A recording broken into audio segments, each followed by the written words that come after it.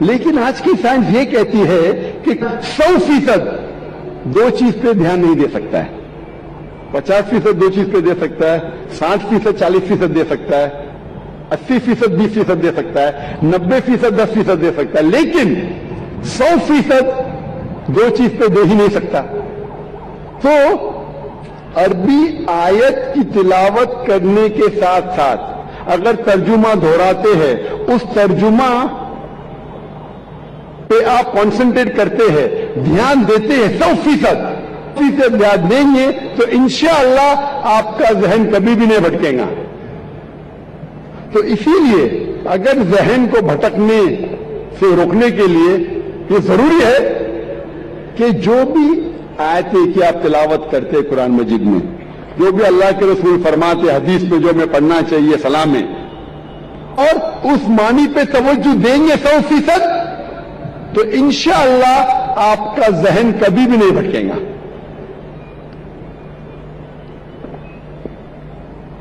اللہ تعالیٰ فرماتے ہیں, اور اس تقریر کے شروع میں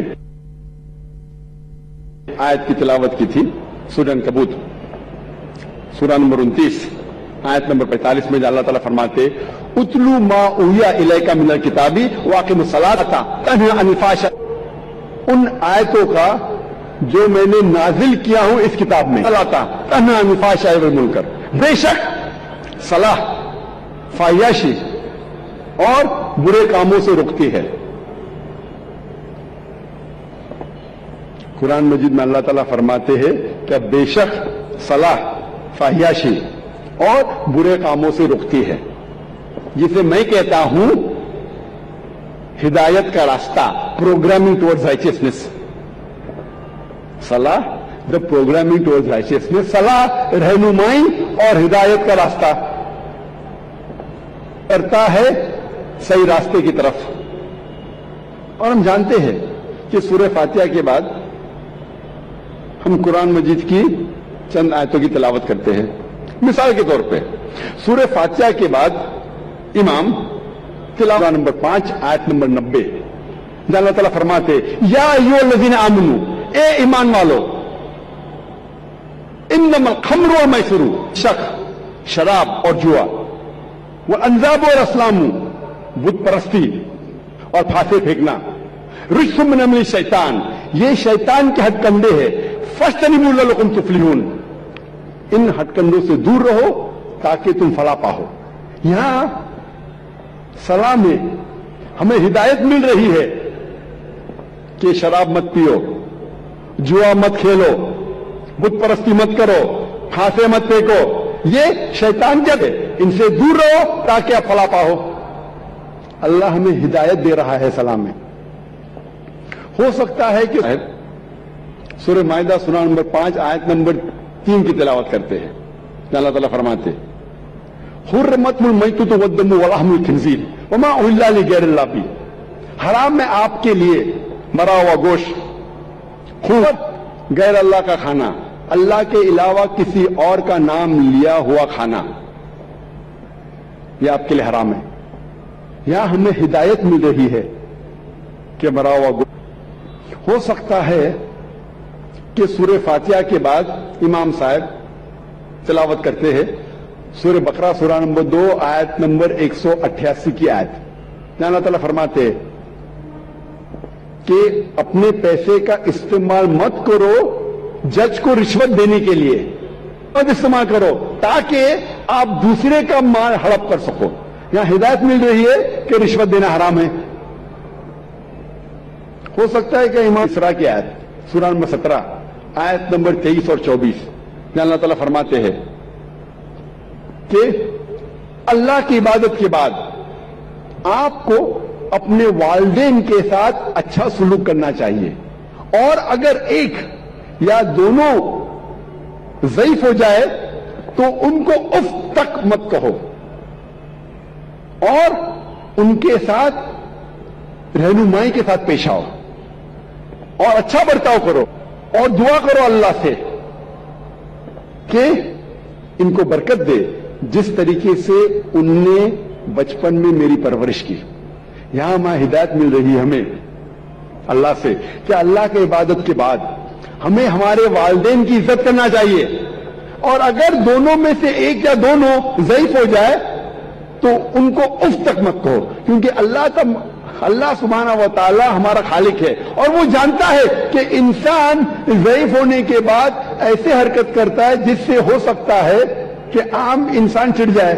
تو اللہ تعالیٰ کہتے ہیں کہ آپ کے والدین اگر ایک آؤ اور دعا کرو اللہ سے کہ ان پر رحمت برسائے، کیونکہ ان نے میری بچپن میں پرورش کی۔ کہتا ہوں کہ صلاح رہنمائی اور ہدایت کا راستہ ہے، ہمیں صلاح میں ہدایت ملتی ہے، اٹ از پروگرامنگ ٹوورڈ رائچسنس۔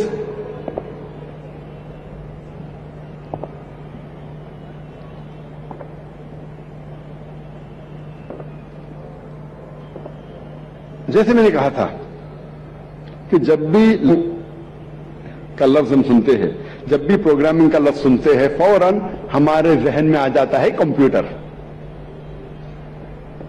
لیکن کمپیوٹر کو ایک بار پروگرام آپ کر لیں گے کافی ہے، اس کے بعد فکر کرنے کی ضرورت کی خواہش نہیں ہے، جو ہم پروگرام کرتے ہیں وہی جواب دیں گا۔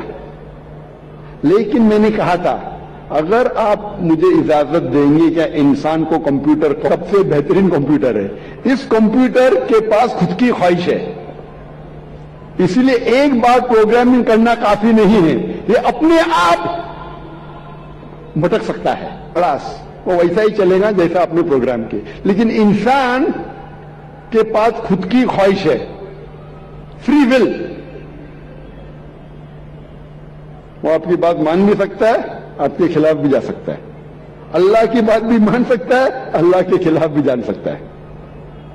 تو ضروری ہے کہ ایک بار پروگرامنگ کافی نہیں ہے، اور اس کے علاوہ ہو سکتا ہے کبھی کبھی کمپیوٹر میں وائرس لگ جاتا ہے، پھر سے پروگرامنگ کرنی پڑے گی۔ کمپیوٹر میں وائرس گھس گیا تو ہمیں ہارڈ ڈسک کو فارمیٹ کرنے پڑتا ہے، پھر سے پروگرامنگ۔ تو آج ہم دیکھتے ہیں آج کے معاشرے میں اتنی برائیاں ہیں، ہم جب معاشرے کے باہر نکلتے ہیں ہم دیکھ رہے ہیں کہ کتنے لوگ جھوٹ بول رہے ہیں، کتنے لوگ رشوت دے رہے ہیں، کتنے لوگ زنا کر رہے ہیں، ننگے ننگے کپڑے پہن رہے ہیں۔ یہ سب دیکھ کے ہمارے دماغ میں وائرس آ جاتا ہے۔ اسی لیے ہمارے جس طریقے سے ڈاکٹر کہتا ہے کہ اچھے صحت کے لیے کم از کم 3 بار آپ کو کھانا کھانا چاہیے، اسی طرح اچھے روح کے لیے ہمارا خالق اللہ سبحانہ تعالیٰ کہتا ہے کہ کم از کم آپ کو پروگرامنگ کرنا پڑے گا 5 بار دن میں۔ اگر اچھی روح چاہتے ہیں تو پروگرامنگ کم از کم 5 بار۔ مذہبی کتاب پڑھتے ہیں، یہودی لوگوں کی مذہبی کتاب پڑھتے ہیں تو اس میں لکھا ہے بک آف ڈینیل میں، اولڈ ٹیسٹمنٹ میں، چیپٹر نمبر 6 ورس نمبر 10 میں، کہ ڈینیل نے 3 بار نماز پڑھی۔ تو یہودی مذہب میں 3 بار نماز پڑھنا چاہیے۔ عیسائی مذہب میں لکھا ہے کہ پرے انسیزنلی، جتنا پڑھ سکتے۔ لیکن قرآن مجید میں اللہ سبحانہ و تعالی ہمیں حکم دیتے ہیں کہ روز کم از کم دن میں 5 بار آپ کو صلاح پڑھنی چاہیے۔ اللہ تعالیٰ فرماتے ہیں سورہ ہود میں، سورہ نمبر 11 آیت نمبر 114 میں، کہ آپ صلاح قائم کرو دن کے دونوں آخری حصے میں، آج قریب آ رہی ہے۔ اس کا مطلب ہے کہ دن کے دونوں آخری حصے میں، مطلب ایک آخری حصہ ہے فجر جب دن شروع ہوتا ہے، اور دوسرا حصہ ہے عصر جب دن ختم ہونے آتا ہے، اور کہا گیا ہے کہ جب صلاح۔ تو اس آیت میں اللہ تعالی ہدایت دے رہے کہ 3 بار نماز پڑھو، فجر، عصر، مغرب۔ آیت نمبر 78 میں کہ نماز قائم کرو فجر کی، صبح کی، اور جب سورج اونچائی سے اترنے لگتا ہے اور رات کے حصے میں یہاں اللہ تعالیٰ ہمیں کہہ رہے 3 بار نماز پڑھو. ایک ہے فجر تو پھر سے دہرایا گیا ہے, سورہ ہود میں بھی کہا گیا تھا, اور نماز 5 بار پڑھنی چاہیے. اور کئی آیتوں میں اللہ تعالیٰ ذکر کرتے نماز پڑھنے کے بارے میں. مثال کے طور پہ سورہ طہ سورہ نمبر 20 آیت نمبر 130 میں, اور سورہ روم سورہ نمبر 30 آیت نمبر 17-18 میں. ہر مسلم کو کم از کم 5 بار صلاح قائم کرنی چاہیے. ایک ہے فجر, جب دن شروع ہوتا ہے, جب رات میں آپ کو سفیدی نظر آتی ہے, اس وقت سے لے کے سورج نکلنے کے پہلے تک. پھر ظہر کا وقت, سورج سب سے اونچائی پہ رہتا ہے جب اترنے لگتا ہے, اور ظہر اور عصر کے بیچ, ظہر اور عصر کے بیچ, یا جب آپ کی پرچھائی. تیسری صلاح ہے عصر, ظہر کے وقت کے بعد سے شروع ہوتی ہے اور سورج ڈھلنے سے پہلے. چوتھی صلاح سورج ڈھلنے کے بعد سے شروع ہوتی ہے اور آسمان میں لالی ختم ہونے سے پہلے. اور آخری صلاح ہے عشاء کی, تو مغرب صلاح کے بعد سے لے کے نصف اللیل تک, رات کے آدھے حصے. یہ 5 وقت کی صلاح ہر مسلمان کے لیے فرض ہے. اگر 5 وقت کی صلاح آپ پڑھیں گے اور 5 وقت آپ کا ذہن پروگرام ہو جائے گا, تو انشاءاللہ آپ برے کام سے دور رہیں گے. آپ